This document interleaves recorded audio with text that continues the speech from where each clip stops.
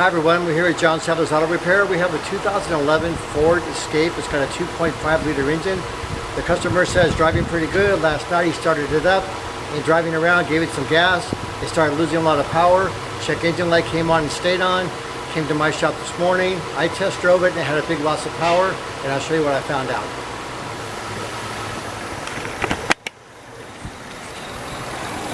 We put the scanner and it had code P2119, and that's for the throttle actuator body range performance issue. And it talks about doing fuel injection cleaning and things like that. And we're doing that now because that was super dirty inside there. So we have our tool hooked up to it. And we're running the first can through of the air intake system. So the throttle body's a lot cleaner in there now. And then we found a customer satisfaction program from Ford where it covers it for 10 years or 150,000 miles, and we're at 157,000 miles. So they're not going to cover it. So the air filter, you can see, is pretty dirty. A lot of stuff built up inside of there. So no one's changed it for a while. There's a lot of debris and extra stuff inside there. So I got a new air filter for it. Also, this is kind of a low quality one. So I got a better one coming for that.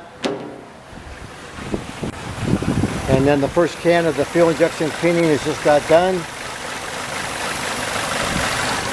So what we've done is we've ordered another throttle body right from Ford, and we're going to change the throttle body gasket. We're going to put a new air filter in it. Then we're going to take our scan tool, and it says to relearn the throttle because it's an electronic throttle. And then we'll have another satisfied customer here. And just a quick tip, you can research, you can go to Ford's website if you have a Ford or almost any other make, and you can put the VIN number in, and it'll bring up if you have recalls or if there's campaigns and things like that. So you can know as a consumer yourself, or if you're in another shop and you don't know you can do that, that's a good way to find out information before you get too far carried away. Because if they had less than 150,000 miles, I'd send them right to their local Ford dealer, and that would be covered under a customer satisfaction program. Thank you very much. Have a great day.